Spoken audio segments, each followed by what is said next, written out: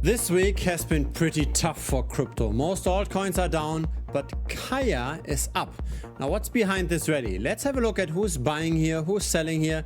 Let's see whether or not this rally can last longer. So this month Kaia appreciated by 75%. And that's kind of surprising because when we look at how much capital is actually locked in the chain, the trend is not that positive. There used to be more than $1 billion worth on the chain, and now 96% of that value went somewhere else. Interestingly enough though, just until recently there was still some decentralized exchange trading volume. That seems to have crashed in March of this year, from previously a few million per day to now just a few 100,000. And so interestingly enough, even though the usage of the chain seems to be on a very clear downtrend, the price is somewhat decoupled from that. We had several pump and subsequent dumps, and the pumps tended to last up to a price level of 32 cents. Currently we are at 20 cents. So is there still some more upside? Let's have a look at Kaia relative to other cryptocurrencies. So there's now Kaia relative to Bitcoin. If the prior peak is any indication, there's upside of 50% versus BTC. The trend relative to Ethereum looks a bit better. Here the upside is only 33% though. And here is Kaia relative to Solana. So we're simply just comparing to other smart contract platforms. Here the upside is 45%. But again, this is just technical analysis, right? It doesn't really tell us why did the price rally and why should it continue to rally to prior peaks. The website is advertising a lot of usage. So 22,000 active contracts and 37 million total transactions, 6 million unique wallets. Let's actually look at the statistics over time. So yes, there is development activity, so we do see commits on the GitHub repository, but when we look at the actual usage of the chain, here's the number of daily transactions. So there was quite a bit of activity at the beginning of 2022, then we had a spike at the end of 2023, and then again a bit of a rally in April that came recently back down. So really there's no long-term growth here. Here's the number of smart contracts that get created. Again, there's sometimes some automated creation, but long-term no real positive trend. No matter what statistic we look at, it doesn't look that great. The usage of the chain is as low as it can be.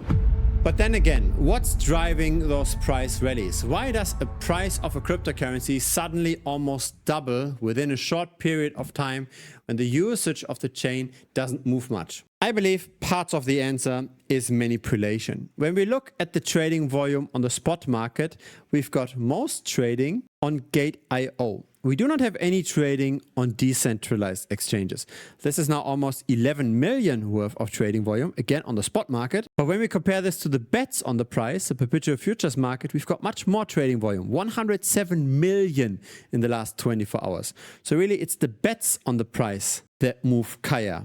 It's not spot accumulation. And that hasn't always been the case. Over here, we see the open interest in green. So how many bets are made on Kaia versus the spot price in yellow. And there is some correlation between those two numbers because as there's more interest in the token to speculate with it, the price tends to go up as well. Once there's less speculation, the price bleeds. But just have a look at this. At the end of 2024, it was still the spot market that drove the rally. Open interest didn't go up as quickly. But now this has flipped. It's all just short-term leverage on the perpetual futures. Open interest went up much more than the spot price. In other words, I believe this is short-term manipulation by the whales through perpetual futures. There's nothing really fundamentally going on for Kaia. Now the question is, how many people are actually betting on falling prices of the token? Because when there's enough short interest, it might make sense for the market manipulators to push the price further up, right? Look at all of those short liquidations. This is direct revenue for the centralized exchanges. I do believe it makes sense to bet on falling prices of poor cryptocurrencies, but we don't want to do this with tokens where there's a lot of attention. For Kaia, it seems like there's too much short attention, too much short interest. Actually, I have made quite a bit of money with shorting altcoins. So this is my personal performance over the last 4 years, a bit less than that. So this is monthly ticks. And the gray line shows what I would have gotten had I just dollar cost averaged into Bitcoin.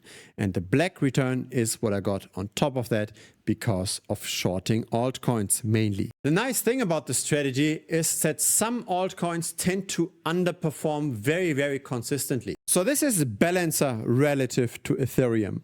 And there's not that much volatility in this chart, right? So when this goes down, we can make money. Or in other words, we can flip this chart around. We can make this return. And the reason again is token inflation. As there's more and more tokens hitting the market and the demand doesn't grow as quickly as the supply, we see underperformance. And the underperformance can be turned into outperformance by shorting Balancer and going long Ethereum. I've made quite a bit of money with that position, but I've closed it recently, and here's why. The strategy works really well when the market cap is still quite large. For Balancer, unfortunately, that's not the case anymore. BAL has a market cap of only 62 million. That's very small in crypto. And because of that, we do see some short squeezes, right? Something similar to what we now see with Kaia, but on a shorter time frame. Some call this scam wicks, right? This is an increase of 44%, this over here of 50, or this over here of 52. So the people that bet on falling prices of Balancer, they get sometimes squeezed out. They get stopped out. If you're betting on Balancer to go down by, say, a 3x leverage, you get liquidated during those wicks. So that's the danger of shorting altcoins with small market cap. We want to do this with larger market caps. In general, though, the strategy is very profitable constantly, right? The vast majority of altcoins is doing worse than Bitcoin. This is now the return over 1 year of some smaller alts. And so I've got my replacement for Balancer. That's the one, but I'm not sharing this now on YouTube, of course. As with the Balancer trade, I keep this for the people that support this channel financially, that join the premium membership. Link is down below, thebitcoinstrategy.com. Here are a few trades made by our members. So of course the individual trades make very nice returns. But what matters more than those individual trades is really what happens long term. I don't think a lot of other people that talk about crypto are willing to share their long-term returns versus Bitcoin, not just in US dollars. It's all about versus BTC, because that's the real opportunity cost that we have. If we take on more risk, if we do some fancy financial engineering, we want to get additional performance, not just US dollar gains measured in BTC. Those relative valuation bets are not necessarily that common. And so that's why I've also created several tutorial videos on the topic. So for example, this premium video using perpetual futures to bet on relative valuations. For example, here, gaining from relative valuations using Aave on Ethereum. Over here, risk management with relative valuation bets.